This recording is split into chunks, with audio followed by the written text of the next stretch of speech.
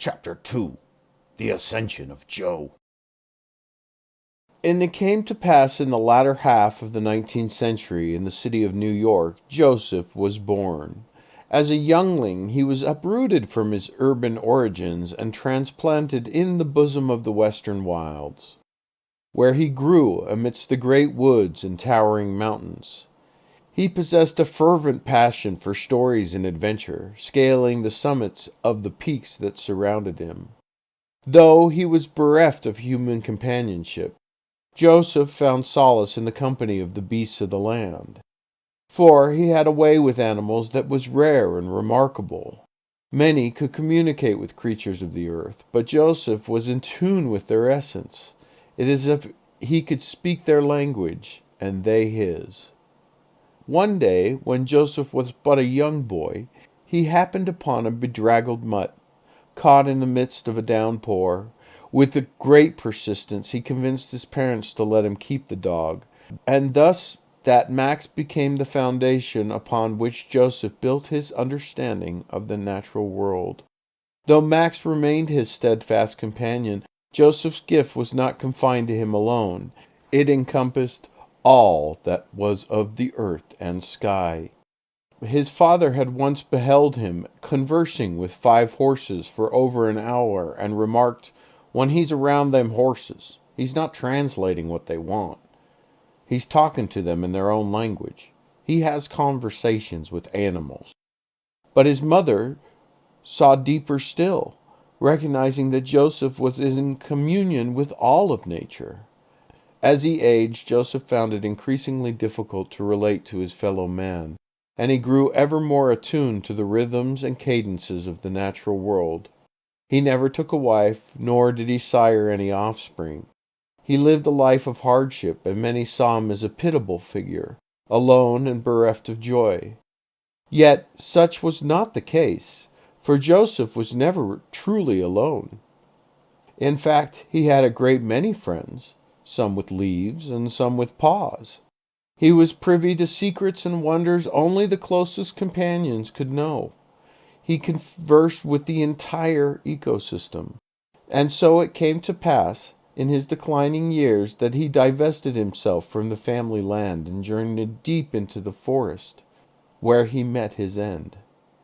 When his mortal shell was discovered days after his passing, found clutched in his hand was a small leather-bound notebook, and one of those who found it read aloud from its pages. "In the end, I never really spoke to other humans, because they refused to use the language of nature. For humanity to progress, they must get back in balance with nature." Those who found him mocked him, calling him a fool and a madman. "This guy was a nut," one of them sneered. "Come on, we got work to do." And with that they set about pillaging his belongings, leaving Joseph slumped where he lay. And so it was that he became one with the wilderness that he so cherished. Joe had not been there for that.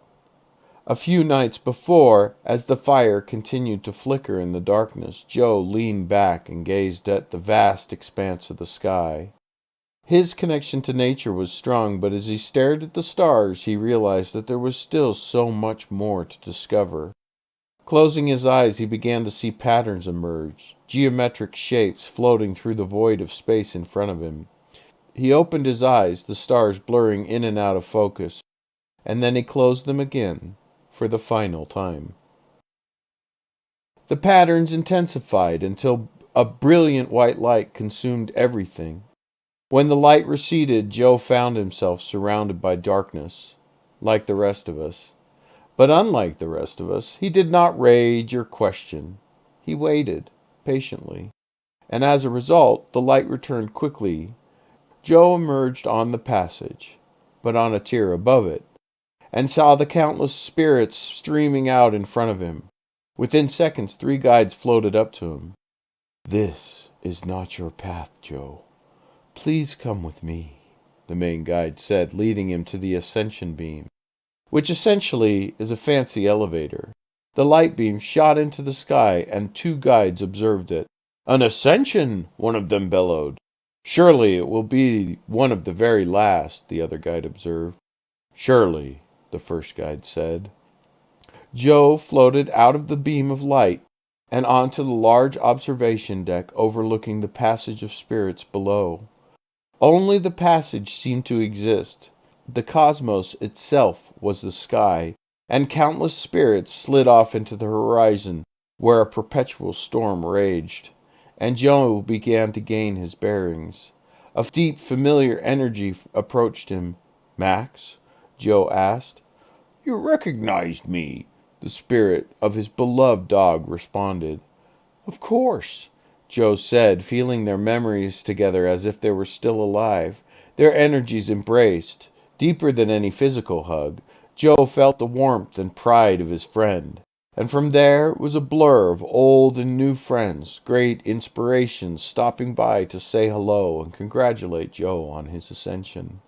Despite the lavish, amazing celebration, Joe could not help but glance down at the spirits far below him, who were headed for a much different fate. He tried to relax as Max floated up to him. Joe sighed and looked up at the spirit who had meant so much to him in life. He asked his faithful friend, "When do I go back?" Back? Never. This is humanity's last chance.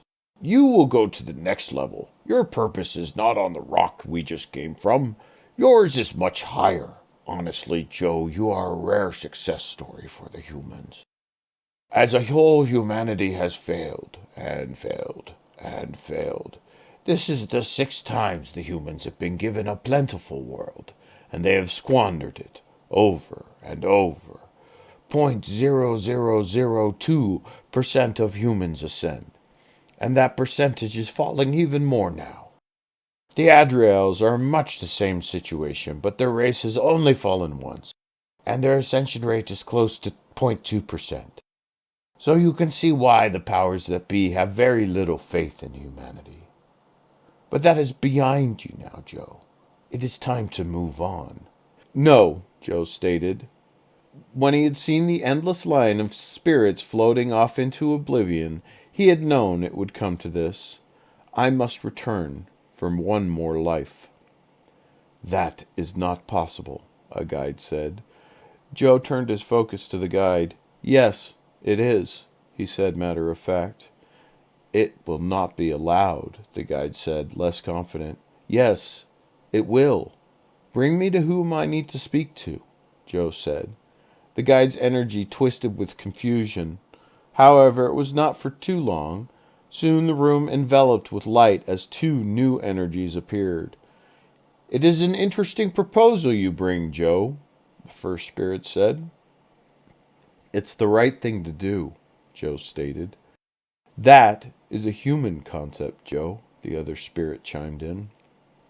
"Not all their concepts are wrong," Joe answered. "They mold over Joe's unorthodox plan. We have never had an ascended spirit want to return to Earth. You will not be able to save them.